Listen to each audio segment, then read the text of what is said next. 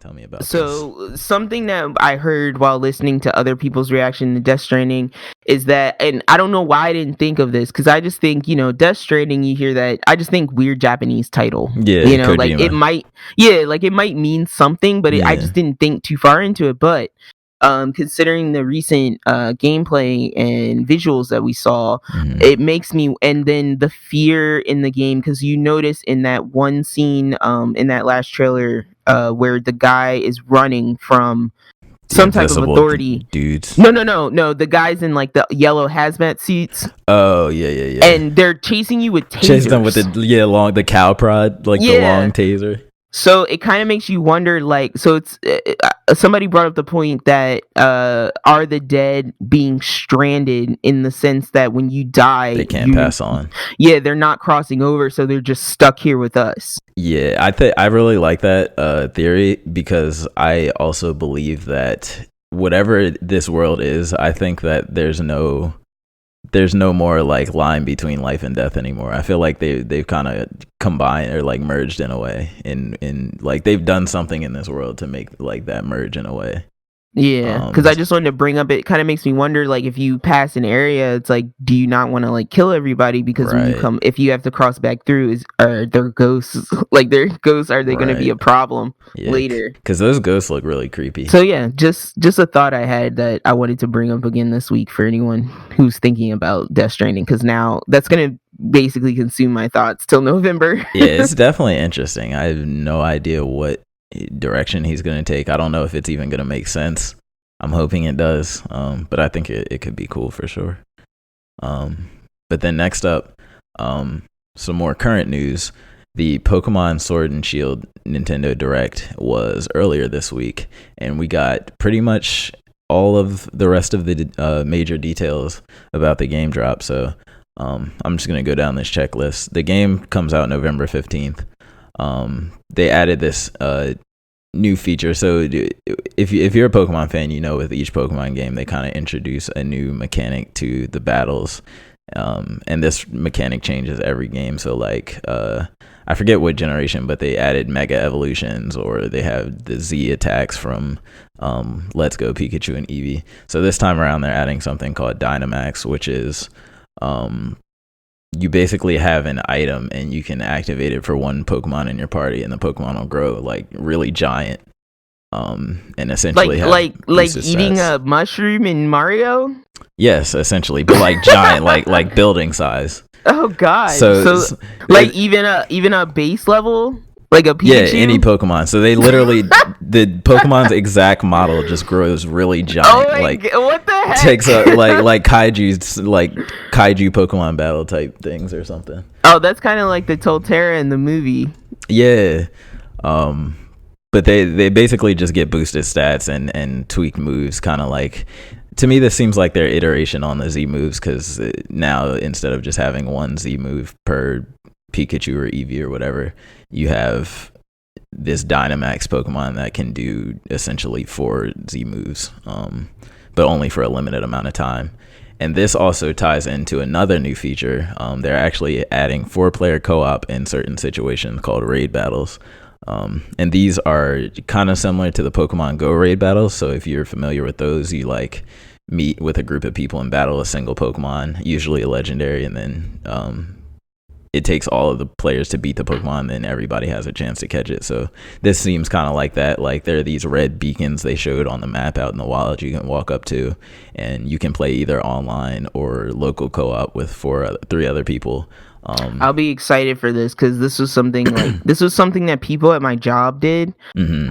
So like, when back in probably last summer, when everybody was playing Pokemon Go, and the people in my job would like come up to the door and be like, "Oh, I'm going out to catch this raid," and I was like, "I'm not playing Pokemon with people I work with." Like, so this is not something that I got to experience, so I'm excited to see it here, because I would like to experience this mechanic. Same, and I kind of fell off of Go before they even added that feature. Yeah, I fell off before that too, so that's another reason I was like, I'm not going out here to look like a newbie. Right. I play real games. I'm not tapping hard enough. Yeah. But this features the Dynamax Pokemon, so the raid battle Pokemon. You're just fighting a giant. version of some wild Pokemon. And then it's really funny so the catching animation and also the animation where you throw out a Dynamax Pokemon, your player pulls out this literally like Pokeball that's bigger than his head. I was like, don't say you pull out like a giant Pokeball, a beach ball sized Pokeball, probably bigger than a beach ball. And then he hurls it over his head with two hands and like tosses it at this giant Pokemon. Wait, does it start? Because all the Pokeballs start like 2 inches. So does it start small? And he like presses it and then it swells. I want to say it did in the animation, like it was small and then it just blows up to. He has to hold it with 2 hands. It's kind of odd looking. Like I don't know. It's kind of odd looking, but it looks fun at the same time. It has to be. But then this is actually the coolest change to me that they added. So they're putting Pokemon in the overworld, like in Pokemon Let's Go Pikachu and Eevee. And I love this because I actually, right after Pikachu and Eevee came out, I had a Reddit like rant where I was like, I never want to go back to like the random encounters again. Like it's just so dated.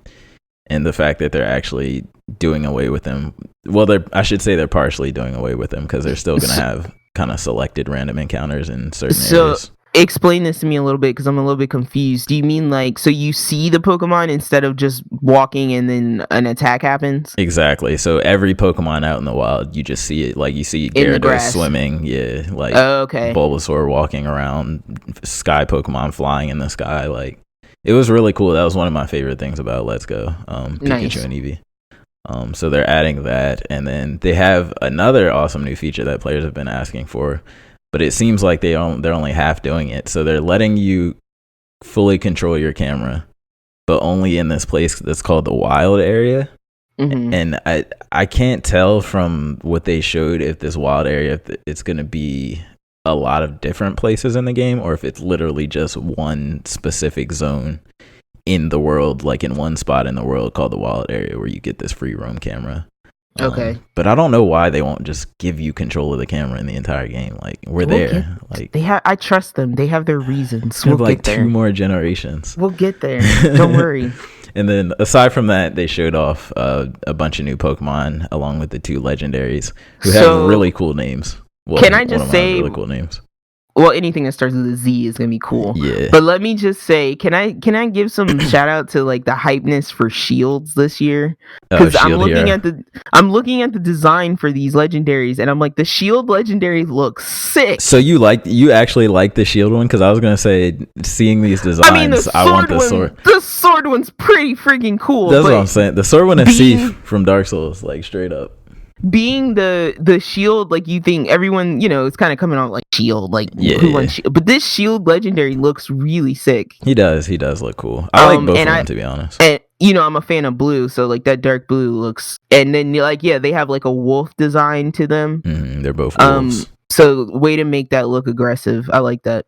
Sometimes the legendaries can look goofy. Oh yeah, for sure. Like a lot of people are saying these ones look like Digimon. They look pretty fierce. They look fierce. Yeah. They got some stuff hanging off of them. They're designed. Yeah, I didn't ask. I haven't gotten this from you, but since we're talking about Pokemon, who's your starter? For this new generation? Yeah. So I'm probably gonna go fire because that's just me. I gotta go fire. But because I'm just like, I haven't seen the evolved forms. I think I have, but I'm not sure. Nah, they haven't leaked or anything. Yeah, they haven't leaked or anything. Because I'm like, I'm not a fan of any of these designs right now. I'm not really either, and that's because I want to go grass, but I don't like monkeys. So yeah, I will say though, I do think the grass one probably has the best design. Because last time the grass one was an owl, and that got me excited, but. Yeah, that one was really cool. I don't like monkeys. Yeah, the Sun and Moon designs I think were really good. Like Incineroar is pretty iconic because of Smash. Decidueye, the freaking owl with the bow and arrow. Yeah, that was super sick. Cool. The water, what was the water one? Was that the wasn't ballerina? No. Yeah, it has to be because I was like, it wasn't the seal one. That was the one before. Oh, it wasn't the seal one. No, it was. Okay, that was the only one I didn't like. I'm looking at a poster right now. That was the only one I didn't like.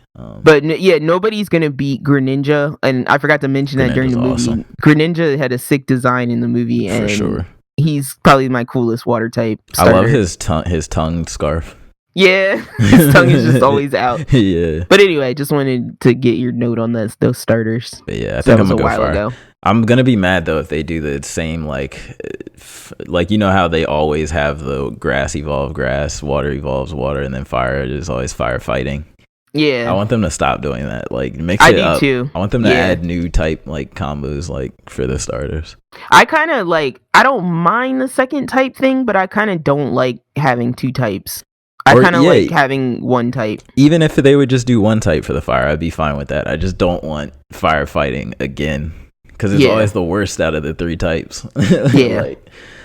So that's a little annoying, but no, because I'm like, what happens in this kind of situation where I don't like a starter is that whatever Pokemon I catch second first. Ends up or second, or catch first, right? You're right. Ends up being like my main Pokemon. Most definitely, I can agree with that. So, but yeah, how about what's going on with Destiny here?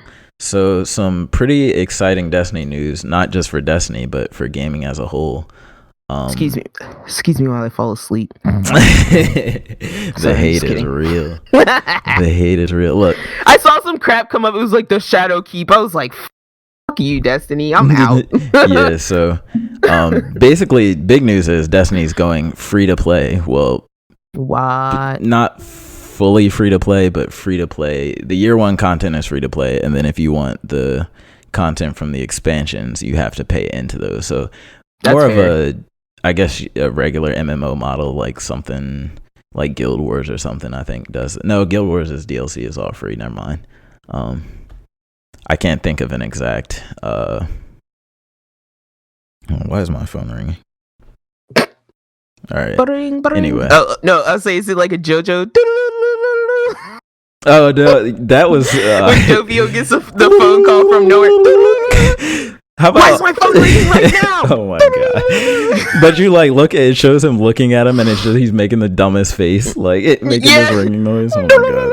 Yeah, I was watching with my friend. He's like, I need to make that my ringtone. I was like, yeah, you can never ignore that. That's hilarious. But sorry, go ahead. No, but anyway, Destiny 2 is going free to play, which I think is big for Destiny, and this is their first move, like big boy move since separating from Activision. So it's kind of apparent that they're already like back on the right track now that they don't have Activision breathing down their necks, which is a good sign.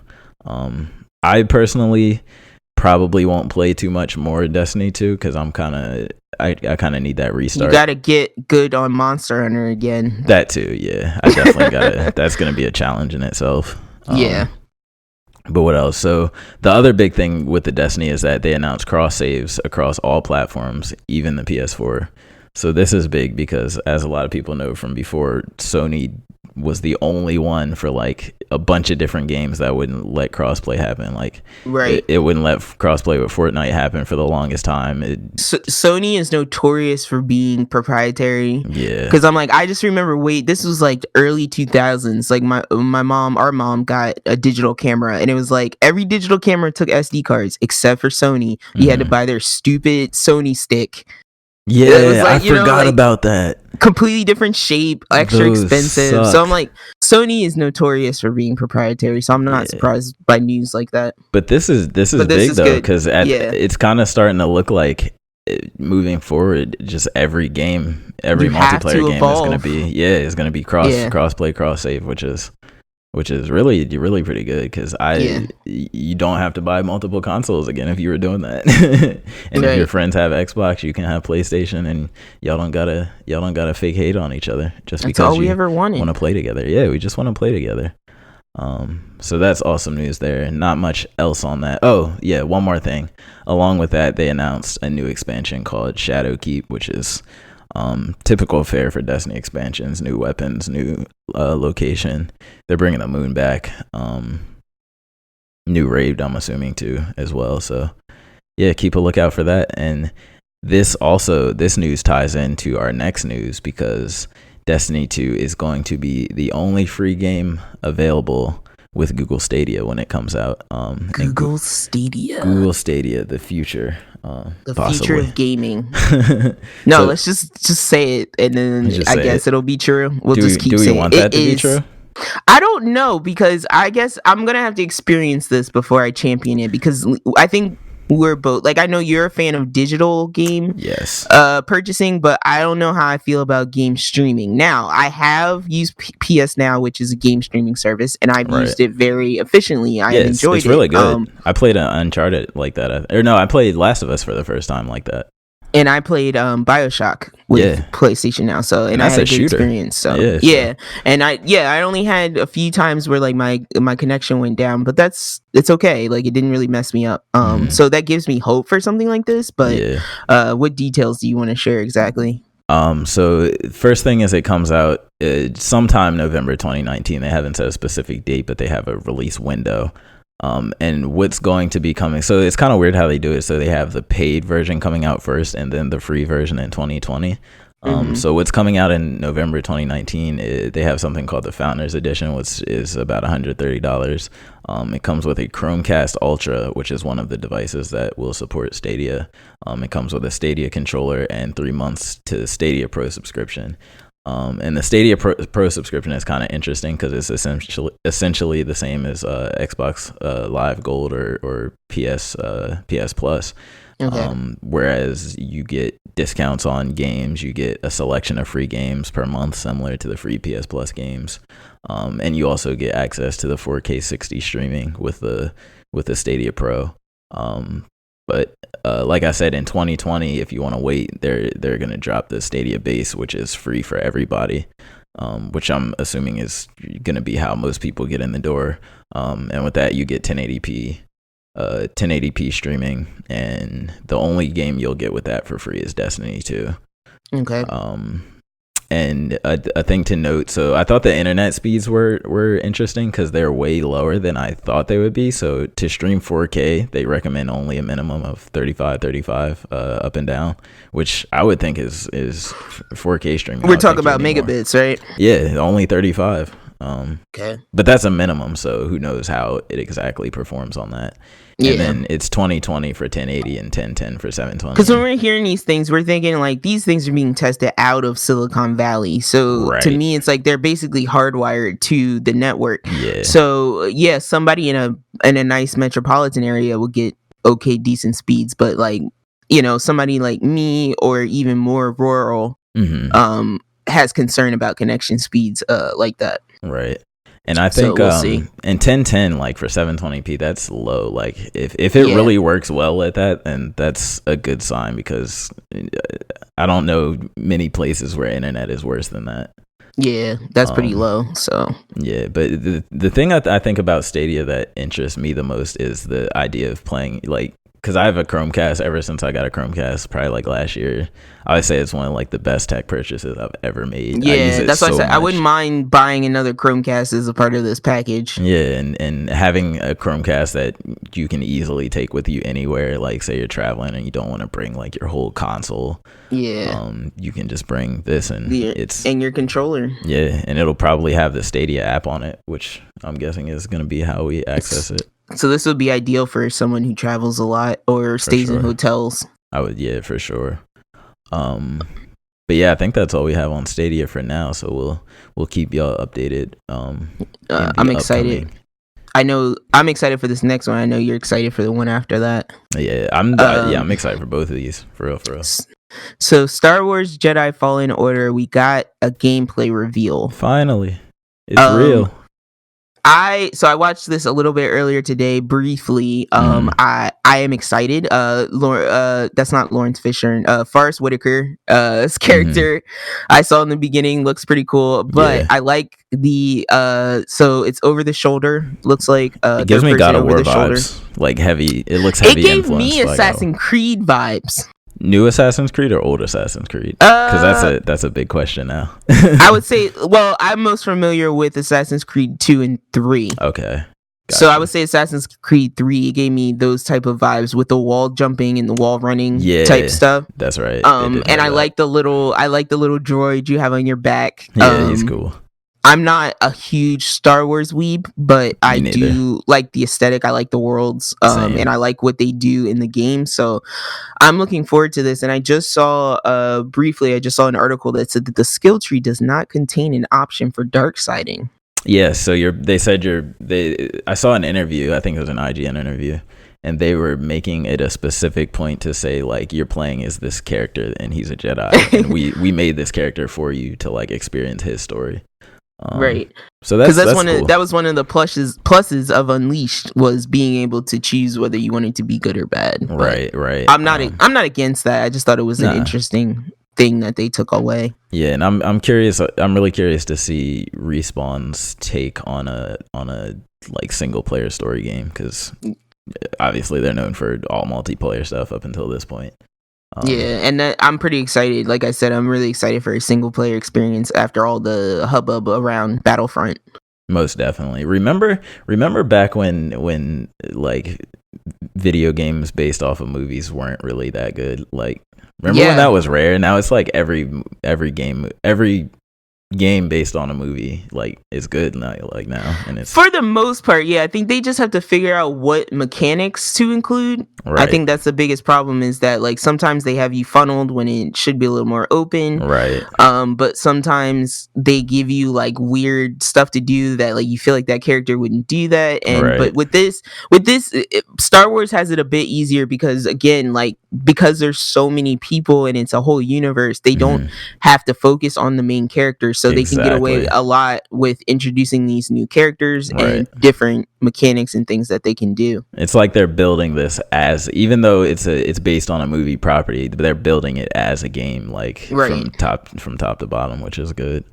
And Star Wars has a lot of like side material and books that they can make games from, so it's easier when a majority of the public doesn't know a lot about the side stories. And I can't remember, did they have a release date that you noticed in the trailer? I highly doubt it, but I probably didn't get that far, but I didn't notice one. No, I'm guessing it's gonna be a 2020 game. But yeah, I'm excited for that. Hopefully, it looked like it definitely looked like an early build of the game, so hopefully they polish it up a little bit more, but it definitely looks like it has potential. But yeah, it looked nice. It looked good. It looked smooth. So yeah, no complaints here so far. Awesome. And then next up, another Respawn project. We got Apex Season 2. They announced it, revealed everything. I actually forgot to write the exact date that it starts, but I know for a fact it's July. So look forward to that. They're sadly, they're not adding a new map. Teardrop. That's what I wanted the most. But they are improving the battle pass, which the first battle pass was absolute garbage. So I'm glad they took that feedback, and they're adding challenges. They're adding better rewards. They had a lot of crappy rewards, like so in Apex they have characters, and each character you have these like accolade counters. So like a kill counter that you can put under your name, or like a win counter. And a lot of the battle pass rewards were these, but for specific characters. And like the character you play might be like tier 80 in the battle pass or something, which takes like 100 hours to get to. Meanwhile, you've just been unlocking a bunch of pointless rewards for characters you don't play, which was a big problem. So it's a good thing that they're replacing those in the new battle pass. Other than that, they said it was going to take a lot less time to actually rank up the battle pass, which is good because it was a crazy grind before. They're adding a new weapon called the L-Star. This is going to be a legendary package only weapon. So they have these package only weapons that you only get from these randomly spawning care packages that everybody has access to on the map. And they're essentially powerful versions. So right now they have a really powerful sniper and a shotgun. And so this L-Star is a full auto weapon. So that's going to be presumably the mid-range, like top tier weapon. And then they're adding a new character called Watson. And this is a trap kind of utility character. She can put down like these electric fences to kind of wall off and control areas. She has this dome, I believe, that blocks like mortar strikes, which two characters in the game has, one of which is a really popular character, so that's probably going to be a really big deal. And then her other ability, there are these things called ultimate accelerants, which you basically just pop it and it boosts your or it shortens your ultimate cooldown.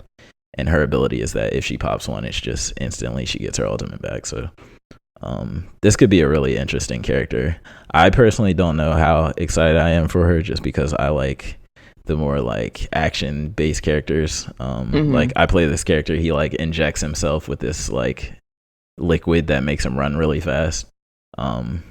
So I'll probably stick to him, but it's definitely gonna be cool to see a new character out in the field. But yeah, that's pretty much it for Apex. I'm just really hoping they add a new map Apex soon. has to keep charging ahead because they killed Anthem, and they can't let Anthem's death be in vain. It's so sad. Anthem wasn't even at their thing, and it's supposed to be their biggest game. So frustrating. It's so sad. Poor BioWare. I love BioWare too. We didn't get Scalebound. We didn't get Anthem. We basically didn't get Anthem. Yeah. I wish we wouldn't have got Anthem. Then it might have come out later and been better. But so yeah, I'm happy. I'm happy for Apex fans out there, even though I'm not a part of this. They gotta keep updating it though, because it was starting to taper off a little bit with the that's why I said they got a full charge ahead. They do. But yeah. So the last two items kind of tied together. WB Warner Brothers will not be at San Diego Comic-Con. Only reason I'm bringing this up is because there's a lot of news about it, and there's not really a bunch to say here. The general consensus is that they're hiding because they don't want to talk about Wonder Woman yet. And I just read earlier, like they're probably gonna air the Wonder Woman trailer is probably gonna be before the new Star Wars movie or Jumanji 3. Because Wonder Woman's got to be pretty far in, right? At this point. What do you mean? I would think like into development, like it's got to be almost. Done. Yeah. So yeah, we'll probably get a trailer for that a little bit later this year, probably closer to Christmas. And then we also have Matt Reeves, the director, working on the new The Batman. And excuse me while I throw up in my mouth. Is that Twilight Boy? Are they really doing that? They have deemed him Battinson, which makes me want to throw up. So they're avoiding. They don't want. I guess they don't want to deal with any kind of questions concerning that project, or they don't want their booth lit on fire, right? we also have the upcoming Birds of Prey, which I told you has, I believe it's Harley, Huntress, and I'm forgetting the third female in that group, but they also have that movie in production. That's Birds of Prey. But who wants that movie? Do you know? Do you want that movie? No. Why are they making? I want them to cut that and spend more money on not hiring Robert Pattinson. That's what I'm saying. Like, why? So yeah, not a lot to say there, but I will say the Wonder Woman 1984 poster looks really cool. I like the neon. Like, is that because it's the 80s? Is that just 80s aesthetic? I think like the neon, that's their 80s aesthetic. The neon like trippy vibe behind her. She's got like a full gold armor outfit on. Reminds me of Far Cry Blood Dragon. So I don't know why. I hate when this instance happens of like you basically like. Okay, so Wonder Woman is a strong character, but she's not like a standalone. But she's basically become the poster. I'm saying she's basically become the front runner for DC. Yeah, because her movie did the best. It had the best reception. And so I'm happy. And like I didn't like Gal Gadot at first because my only introduction to her was her dying in Fast and Furious 6. I still think she should be much more buff to be Wonder Woman. But no, because Diana was never. She's an Amazonian. She is. She's like 6'5". No. That's the thing. That's why I was like, Diana was never huge. Really? She was never like guns, like, That's she was true, never like the leader. I forget what her name is, but like the leader of Themyscira and some of the other warriors were built like that. But Diana was never built like that. Gotcha. So Gal Gadot definitely grew on me, and I appreciate her additions to this role. Yeah, I like her in the role. Since we lost Ben Affleck. And I don't know that I wanted Ben Affleck to stay Batman. I liked him. Yeah, I liked it. Cool. It worked because I mean the Batman that kind of hangs around with Justice League is he's more of the like sit back and calculate Batman. Because he was more of when he was in the Watchtower, like he was more into running the Watchtower and getting the appropriate heroes to the appropriate place. Okay. Rather than being the one jumping in on the action. So that tired Ben Affleck Batman to me was like perfect for that. But anyway, I couldn't unsee Daredevil. Like the bottom half of the face, I just couldn't unsee Daredevil. That's like seeing Deadpool and being like, I can't stop thinking about Hal Jordan, man. What happened to Green Lantern? Like, fuck Green Lantern. Nobody. Deadpool has a full mask though. The Batman and Daredevil, they literally have the same exact mouth cut out. And it fit, like, his mask fits the exact same way for both characters. God, you're right about that. So I don't crazy. know. I guess Daredevil didn't make an impression on me, I guess. I don't know why it did for me. I guess because it was maybe just because I've seen it so many times, but I don't know. It wasn't a great movie or anything, but I don't know.